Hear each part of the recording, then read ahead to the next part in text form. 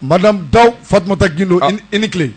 Nse a ni tile. Kodi baasi t'i la. Baasi tɛ n na. Ayiwa radio Bɛnkan ni a ka lamɛnnikɛla jɛkulu.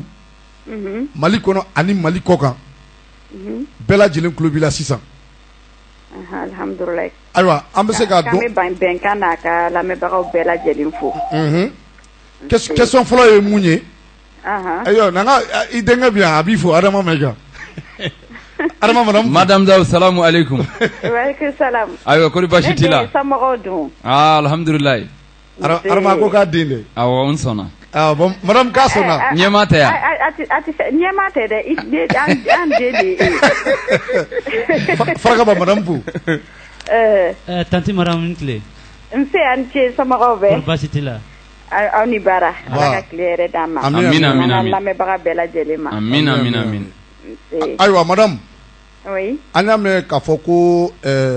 FIFA. U ye aw ka baara kuntagala janya. E bɛ se ka dɔɔni fɔ an ɲa kan parce que aw ka baaraw kun ma lase délai mun dira aw ma. Awɔ tiɲɛ don parce que délai min tun dira délai filanan in o banna kunun. 31 octobre. 0 heure. 0 heure. Mais kunna sini wulada fɛ. U ye lettre ci ka d'an ma. K'a yira k'a fɔ ko baara ma ban. Hali ni caman kɛra a la. K'a ma ban. Donc ko u ka laɲini na. U b'a fɛ an ka baara se a dan na. Donc olu bɛ kalo 4 di o la. Pour que an ka baara tɔ kuncɛ. Maintenant baara ma ban u seginna a kan papier kɔnɔ baara min ni baara min don. O tun ye texte ka se ka don ba la texte kura. Ka se ka audit judiciaire kɛ. Ani ka élection kɛ. Maintenant u y'a yira an na. Ko min ye audit judiciaire yɔrɔ an delila k'o fɔ mɔgɔw ye. O bɛ feuille de route kɔnɔ. Mais o tɛ CONOR ka baara ye. O ye FIFA yɛrɛ de ka baara ye. Mais u y'a yira n'a baara daminɛna. CONOR bɛ yan nɔ an bɛ baara in mɔgɔ ninnu bilasira. Donc o baara 3 in de tora. O baara 3 in na audit in. K'an ka olu bɛ continuer k'u ka jateminɛ kɛ o la. Donc ko audit nin a n'an ka mandat tɛ da ɲɔgɔn kan parce que an y'a yir'u la. N'u ma na ka audit in kɛ. Il faut pas que anw fana ka to yan ka audit makɔnɔ. Ko donc ko u b'a ɲɛfɔ u b'a fɔ an ye k'a fɔ an ka mandat tɛna siri audit la. Ko audit in bɛ kɛ. Wa a mana kɛ wagati o wagati. K'a sɔrɔ Mali fédération bɛ bolo o bolo kan. N'a jaabi bɔra. Ni mɔgɔ kan ka nɔ minɛ. Misali la ko hali n'o ka sɔrɔ o tigi talen don bureau kɔnɔ ou bien ni a bɛ bureau ɲɛmɔgɔya la. Ko n'a nɔ kan ka minɛ a nɔ bɛ minɛ. Élection kɔrɔ tɛ k'a fɔ ko audit ko bilalen don kɛrɛfɛ ko donc kan k'an ka baara kɛ hali ni élection kɛra k'a sɔrɔ audit ma kɛ. O tɛ audit kɛli bali. Maintenant min ye texte ye. Kan k'o laban. Ani ka élection kɛ mais ka lettre kɔrɔ tuguni u seginna kan ko ka élection kɛ ni texte kura in ye. Donc yɛrɛ o tun ma kɛ an ka fɛla ye an tun y'o jaabi c'u ma. Effectivement. Mais u y'a kɛ ni lettre fana kɔnɔ. Nka anw bɛ continuer halisa a kuma fɛ. Parce que an ka jateminɛ na. An n'u bɛ sɔn ka bɛn kuma kelen kan. Parce que u bɛ fɛn dɔw fɔ an fana bɛ fɛn wɛrɛw fɔ n'an y'a fara fara ɲɔgɔn kan an kan ka se ka bɛn kuma kelen kan. Donc o baara nin de tora. Ko k'u ye mandat di fo le 28 février 2019. Alors farala baara kan pour que k'a kuncɛ. Kalo 4 mun farala kan yara baara in bɛ se ka kɛ ka gun ka bɛn n'o ye wa? Bon FIFA kɔni ye kalo 4 di. Mais anw yɛrɛ ka jateminɛ la. Parce que hali 17 novembre min tun fɔra ko ka texte don ba la depuis o wagati an ka jateminɛ la an tun ko n ko baara in tɔ man ca min kɛra a bɛ baara in 100 sara la a bɛ 90 bɔ. Donc anw tun fɛ ni texte kɔni tun adoptera dɔrɔn an bɛ baara kura min daminɛ k'o fara ɲɔgɔn kan o ye ka élection in préparer parce que comme u ma jɛn n'a ye a bɛɛ ka kɛ élection assemblée kelen ye. Donc an bɛ sin ka élection assemblée préparerli daminɛ. Donc anw yɛrɛ kɔni ka fɛ la. Baara in kan ka se ka kuncɛ ka bɛn ni décembre kalo. An yɛrɛ ka jateminɛ la CONOR kɔnɔ. Donc olu nana k'a fɔ k'an ka taga février la. Mais an y'o fana faamuya ni mun ye. Olu ye février fɔ parce que komi fɛn caman kɛra parce que baara in bɛɛ la chaque fois dɔ fara kan a bɛ na ni baara de ye hali olu fana fɛ yen parce que fo a ka taa conseil la nin ka kɛ je pense que anw kɔni ka jateminɛ la u y'a essayer ka temps ba de di mɔgɔ ma pour que segini a kana fɔ tuguni k'u ka baara wɛrɛ daminɛ ka dɔ fara manda kan donc an ko bon o min filɛ nin février min fɔra o man ka anw bɔ an ka jateminɛ fɔlɔ kan parce que n'u ko kalo 4 ni anw ye jaabi di kalo 2 kɔnɔ jaabi ɲuman yarɔ o kɔni n'a bɛ diya mɔgɔ ye a bɛ diya olu ye a bɛ diya kɔnɔre a bɛ diya hali balontan ɲɛmɔgɔw fana ye o ye baara bannen minɛ o ye baara bannen donc anw ye o de kɛ maintenant an bɛ na o jaabi fana de ci u ma o de y'a to an ye communiqué kɛ kunun u ye min fɔ u ka lettre kɔnɔ an y'o don communiqué la mais an tilala k'a fɔ communiqué kɔnɔ an kɔni bɛ fɛ assemblée in ka kɛ ka bɛn ni décembre kalo tile 11 donc an bɛ fɛ ka baara in kɛ o la ka se ka baara in kuncɛ an fɛ a bɛ se ka kɛ ok mais comme anw tɛ élection kɛ anw tɛ texte adopté ani balontan acteurs de b'a kɛ donc f'ulu ko yɔrɔ faamuya ka fara an kan parce que n'ulu m'o yɔrɔ faamuya ni fɛn wɛrɛ bɔra a kɔnɔna la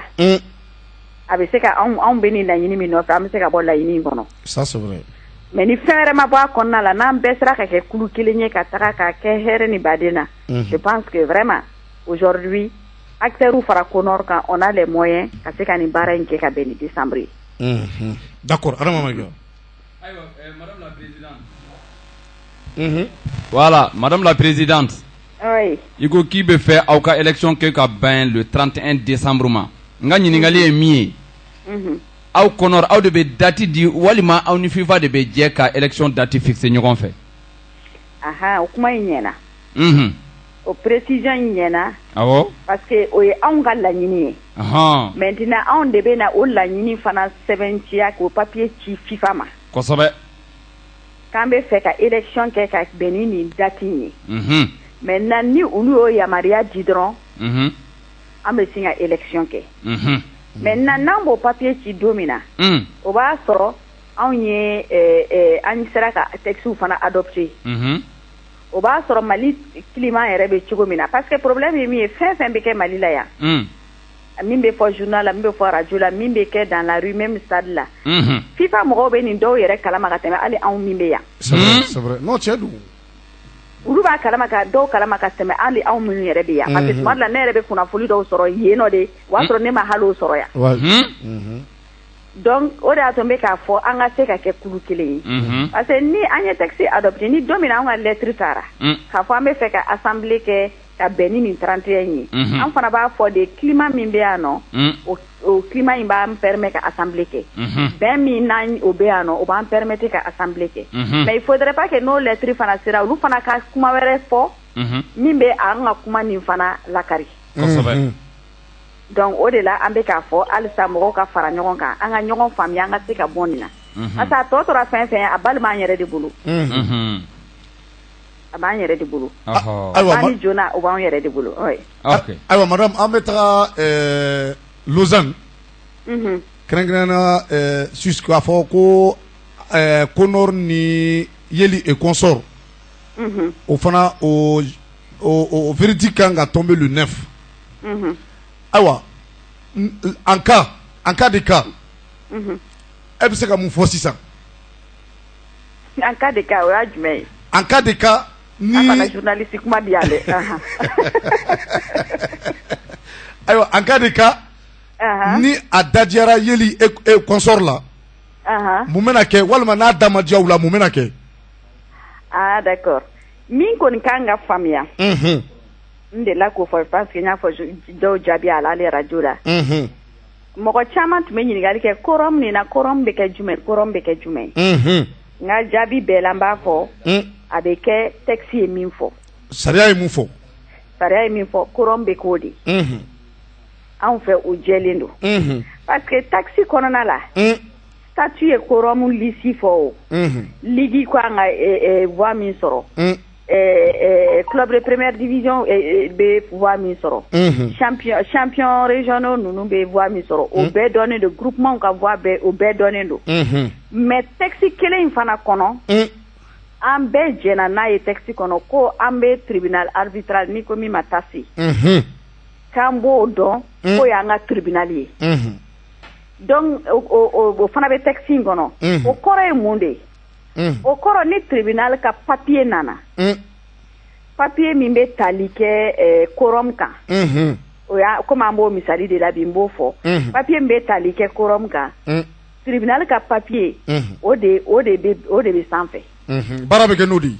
baara bɛ kɛ ni o de ye sariya y'o yira o de yira an ka texte fana ye o de yira o mana sariya o sariya tigɛ baara bɛ kɛ n'o ye baara bɛ kɛ ni o ye c'est bon Conor se t'o la hali FIFA se t'o la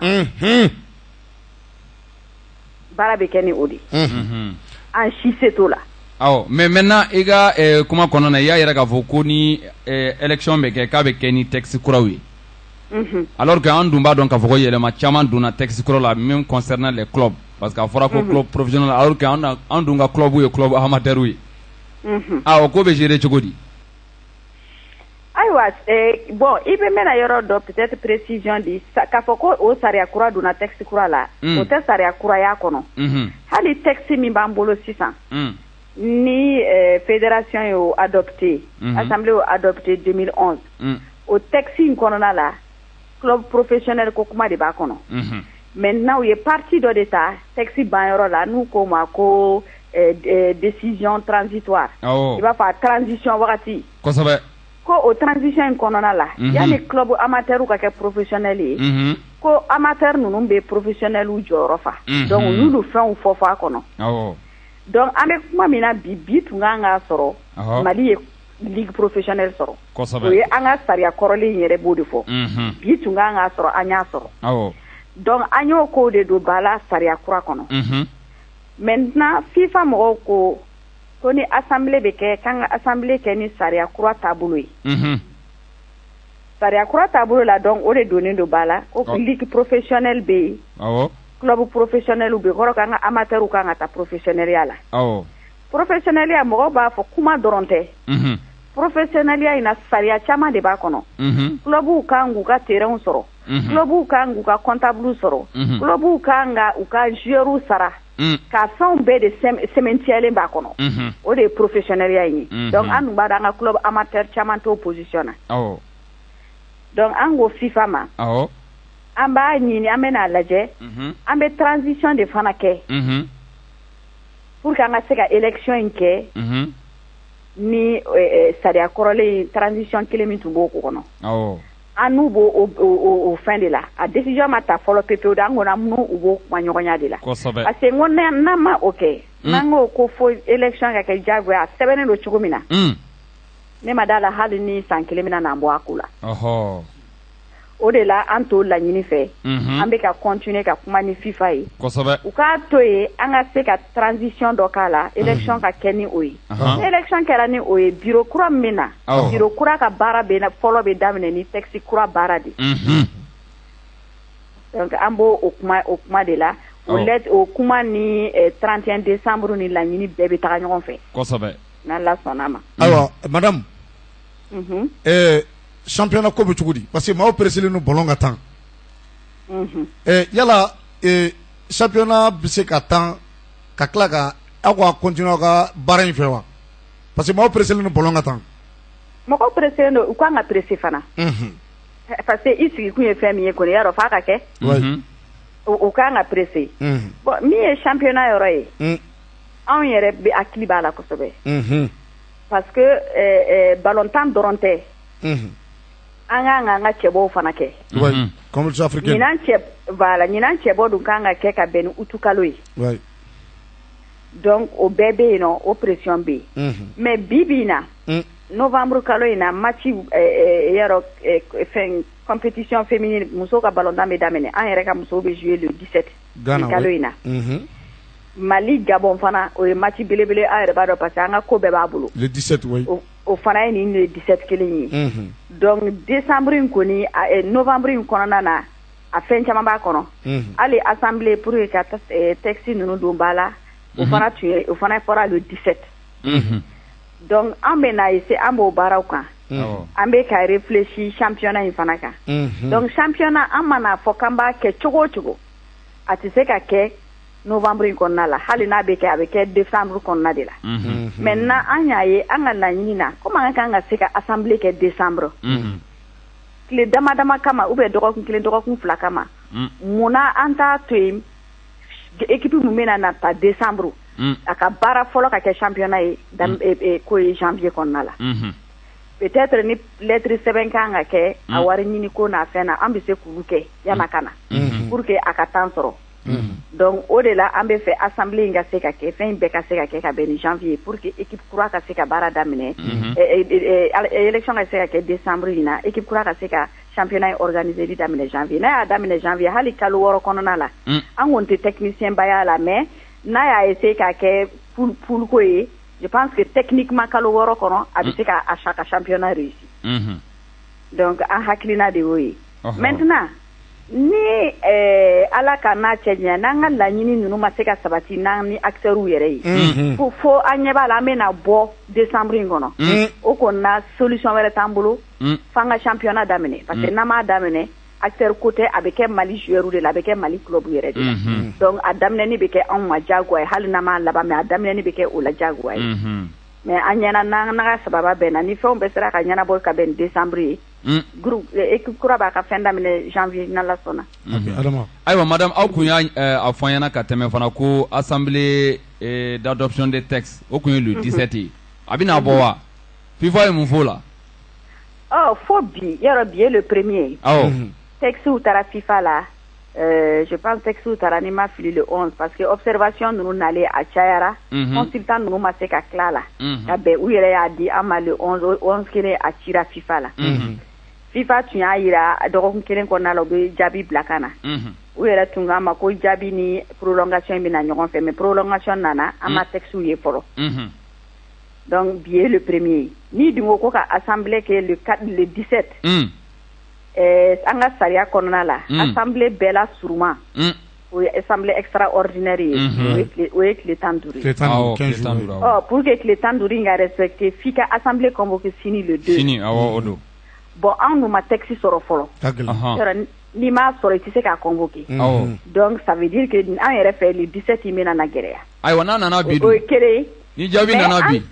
bon ni jaabi nana bi a bɛ délai kɔnɔ o de tun ye filanan ye n bɛ nalen ni jaabi nana a bɛ se ka kɛ délai kɔnɔ an b'a convoquer mais an y'a ye an ka match date fɔlen an ye Mali Gabon o date fɔlen an ye ani musow ka date fɔlen an ye an ko nin date in bɛɛ nana bɛn an ka le 17 ma ko nord kɔnɔna la n ko est ce que an tɛ lettre ci ka f'u ɲɛna ka laɲini k'u fɛ u ka essayer ka an ka assemblée in kɛ yanni le 17 cɛ walima le 17 kɔfɛ maintenant an y'o fɛn daminɛ an ye jateminɛ kɛ parce que bi ma an n'u fana bila baara la kalo 10 an bɛ baaraw taga cogo dɔn an ko an kana girin ka lettre kɛ parce que n'an ye lettre kɛ u ka jaabi yɛrɛ d'abord sɔrɔli ka suma donc an ka pression le 17 in to u kan FIFA mɔgɔw yɛrɛ kan pour que an ka se k'an ka texte sɔrɔ an bolo la fɔlɔ maintenant n'an ye texte sɔrɔ an bolo la o yɔrɔ bɛɛ la an bɛ lettre ci ayiwa le 17 min tun fɔra an ka date bɔra FIFA ka 5e journée ani Mali ka match Kafuta football féminin o bɛɛ bɛnna le 17 ma donc an b'a ɲini aw fɛ au lieu du 17 a ka dɔgɔkun min bɛ da le 17 kan an k'a ko ye parce que ni match in ye match belebeleba fila ye a kɛli bɛ gɛlɛya voilà donc an b'o position de la ok madame n bɛna ɲininkali mun k'i la sisan parce que i bɛ baara mun na a ma nɔgɔn c'est très sensible yala pression kɔni t'i kan mɔgɔ ka pression t'i kan mun bɛ se ka i bagabaga k'i bɔ i ka sira kɔni kan bon mɔgɔw bɛ mɔgɔ caman bɛ kuma la an bɛ caman mɛn aw yɛrɛ fana bɛ caman mɛn mais ne tɛ se k'o kɛ pression ye parce que ne bɛ na don min na n y'a fɔ aw yɛrɛ b'a dɔn ne tun tɛ ballontan milieu in na donc ne tun tɛ mɔgɔw dɔn a la yɛrɛ ça veut dire que n bɛ wele don min na a ma fɔ ko ka taa o mɔgɔw ma consulter ka na nin ye ne de ko u ye baara ɲɛ yira n na k'a fɔ n ɲɛna min bɛ n fɛ n y'a f'u ye u fana bɛ min fɛ u y'o fɔ n ɲɛna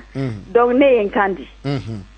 ni ne ye n kan di kɔni ne ma n kan di ko pour que ka baara dan sira la ne ye n kan di de ko pour que ka baara ban donc primada la ni pression bɛna na fɔ a bɛ n bɔ a bolo kan o de y'a to n bɛ baara kɛla ni texte sira ye pression ye mun ye n'i y'o ka sɔrɔ i yɛrɛ bɛ ka fɛn min kɛ i b'a dɔn pɛrɛ i dira nin ŋaniya la i tɛ sira dɔ kan min sira tun fɔlen don o bɛ se k'an sira ne dun b'a dɔn ne t'o sira kan donc o de la pression ma da la n'o bɛ na se k'an bɔ n ka bolo kan. Voilà bon maintenant kɔsa in na an y'a ye FIFA ka assemblée générale minnu bɛ kɛ i bɛ y'a caman kɛnɛ kan kɔsa in na dɔ kɛra Wuranda Kigali i bɛ se ka o compte-rendu dɔ kɛ an n'an ka auditeurs ye. Min kɛra Kigali o tun tɛ assemblée générale ye d'ailleurs o Kigali ta in de ye décision in ta prolongation in conseil de kɛra FIFA ka conseil de kɛra Kigali bon ne tɛ FIFA ka conseil bureau la Mali t'o la donc an ma ye o kɛnɛ kan assemblée générale de la fédération bɛɛ bɛ kɛ o kɛnɛ kan mais conseil la minnu bɛ bureau kɔnɔ olu de bɛ o kɛnɛ kan. Donc ne ma ye o kɛnɛ kan. Ayiwa coupe du monde 2022 ayiwa ko Mali tɔgɔ taara jamana 23 la minnu kan ka donbolo sɔrɔ les retombées de la coupe du monde Qatar ayiwa o kunnafoni bɛ cogo di a ka di dɛ. Ayiwa u y'o o fɔ a kunnafoni duman cira an ma ko welela ko bon ko a ko an ka taa Qatar n ko mun bɛ kɛ Qatar ko non ko 23 pays désignera pour que ka se ka retombé sɔrɔ ko Mali ta b'o la. N ko diyara n ye ko Qatar y'a ɲini CAF président fɛ ani o jamana 23 in président ka na u fɛ yen nɔ u ka kuma an taar'o de la dɔgɔkun tɛmɛnen a baara kɛra araba ani alamisa araba don u ye fɛn de yira an na u bɛ ka baara fɛn fɛn kɛ coupe du monde in cadre kɔnɔ u bɛ ka stade fɛn fɛn jɔ u y'olu de yira an na maintenant u kɛlen k'o yira u y'a fɔ an ɲɛna sisan bon o stade ninnu filɛ nin ye o stade ninnu de ye retombé b'o o la ani olu yɛrɛ fana fɛ yen u ye centre dɔw kɛ centre belebele b'u fɛ yen nɔ académie ani dɔgɔtɔrɔso balontannaw ni sportifu kama donc u y'olu yira an na k'u bɛ se ka dɛmɛ kɛ ni an ye o bɛɛ la kosɛbɛ maintenant u y'o o min fɔ stade u ka stade 6 bɛ yen nɔ u bɛ 40,000 places n t'a dɔn bamanankan na a bɛna na bɛn min ma ba 40 o ye o 6 u bɛ k'o jɔ ko ni o 6 o ba 40 na ni stade banna ni compétition banna stade 3 bɛ yen olu ta bɛ kɛ olu bɛ ba 20 to u fɛ yen ba 20 dɔ in bɛ démonter stade kelen bɛ yen nɔ u bɛ 18,000 démonter ka b'o la kelen kɔni bɛ yen u b'o bɛɛ démonter préfabriqué quoi préfabriqué olu bɛ démonter maintenant stade kelen bɛ yen o kɔni ye 60,000 places de ye k'o bɛɛ bɛ démonter kelen fana bɛ yen k'o ye 80,000 places k'o bɛɛ bɛ démonter ko donc u bɛ na stade fitininw de a bɛ se ka stade fitinin min dilan stade fitinin 15 o ye 15,000 places ye o bɛ sɔrɔ a la kosɛbɛ ani stade fitinin 22 o ye 10,000 places ye o bɛ sɔrɔ a la ani stade fitinin 45 de 5,000 places o bɛ sɔrɔ a la a bɛ n'a fɔ stade 82 de bɛ na sɔrɔ kosɛbɛ min ye retombé ye ani partenariat dɔ wɛrɛw bɛ se ka kɛ u y'o de yira an na donc maintenant a kɔni fɔra an ye sisan an sugandira fɔlɔ mais baara tɔ bɛ kɔfɛ baara tɔ ye mun ye fédération ninnu bɛɛ la sisan an bɛɛ bɛ na de k'an ka projet dilan an b'a dɔn sisan min ye retombé ye donc an bɛ na k'an ta kɛ projet de n'an y'an ta kɛ projet ye sisan an bɛ taga n'o ye Qatar ani fédération bɛ ani Qatar mɔgɔw bɛ convention signé ni baara banna convention o b'a sɔrɔ u ye an ka projet accepté a bɛ sɔrɔ ka na an fɛ yen ni min ta ye 15,000 o bɛ na ni min ta ye 10,000 o bɛ 5,000 o bɛ na a bɛɛ bɛ dépend sisan an ka projet de la donc an kɔni bɛ na o rapport kɛ k'a don an ka dossier de passation kɔnɔ bureau kura min bɛ na parce que fɛn min tɛ sisan ko ye fo 2022 bureau kura min bɛ na an b'a bɛɛ ɲɛfɔ o ye ani minnu fana kan ka baara kɛ ɲɔgɔn fɛ yen an b'a bɛɛ ka kunnafoni d'u ma o la olu b'o baara daminɛ voilà madame an b'a fɛ sisan wele jumɛn b'i bolo les acteurs du football ballontan kanubagaw les fans du football ani autorité malienne wele jumɛn b'i bolo ka lase bɛɛ lajɛlen ma pour que Konor ka baara bɛ se ka nɔgɔya bolo cogoya min na ballon ka taa maliyɛnw k'u yɛrɛ sɔrɔ. bon welekan min bɛ yen fɔlɔ kɔni tɛ welekan ye fɔlɔ ye bonyamasegin de ye parce que an bɛna don min na le 10 janvier oui ani bi an bɛ se k'a fɔ fɛn juru caman yobara ça c'est vrai vraiment donc f'an k'o foli kɛ acteurs du football ye dirigeants fara supporters kan ani sportifs kan an bɛ o foli kɛ parce que wagati kɛra a la an bɛ na tuma min na dɔw yɛrɛ tɛ se ka hali sigi ɲɔgɔn fɛ ka kuma c'est vrai c'est vrai mais caman bɛ ka bɔ o la bi an bɛ o foli kɛ an ye coupe du Mali min ta phase finale ni yɛrɛ équipe fila min bi bɛnna c'était très difficile parce que fɛn caman fɔra salon au final kelen de tun bɛ o reporter a ma se ka tan bon ɲina a tanna avec le stade plein oui kɛra grâce à vous an bɛ grâce à vous tous vraiment parce que radio yɛrɛ la radio labilala ka sensibilisation ni fɛnw kɛ journalistes bɛɛ ye sensibilisation kɛ bɛɛ y'a k'i ka façon na c'est vrai donc ani supporters les présidents des supporters et les supporters bɛɛ y'i ta kɛ donc an bɛ o foli de kɛ an sera ka o réussir cogo min na baara in tɔ bɛɛ bɛ se ka réussir ten an y'a réussir ni fɛn kelen min ye parce que an sɔnna ɲɔgɔn ye an ye fɛn caman bila a don ka taga kama donc an b'o de o laɲini de bɛ n bolo halisa mɔgɔw ka fɛn caman bila an tɛmɛna sisan jɔn jo b'a la jɔn jo t'a la o la o de y'a to hali i ye tasi ta min fɔ tasi décision mana bin joni jalaki tɛ tuguni an ka avancer dɔrɔn i bɛ joni jalaki ɲini n'a nafa de b'i kan ni kɛlɛ in nafa tɛ ma kɛ mɔgɔ si kan ça c'est vrai o tiɲɛ personne donc an ka halisa o mi juru min bɛ ka yoba an bɛ ala deli a k'an dɛmɛ halisa mɔgɔw ka se ka kuma ni ɲɔgɔn ye ka bɛn ni ɲɔgɔn ye n y'o de fɔ n bɛ segin a kan tuguni mɔgɔ wɛrɛ tɛna n'aw ka fédération gérer ni aw ballontannaw tɛ ça c'est vrai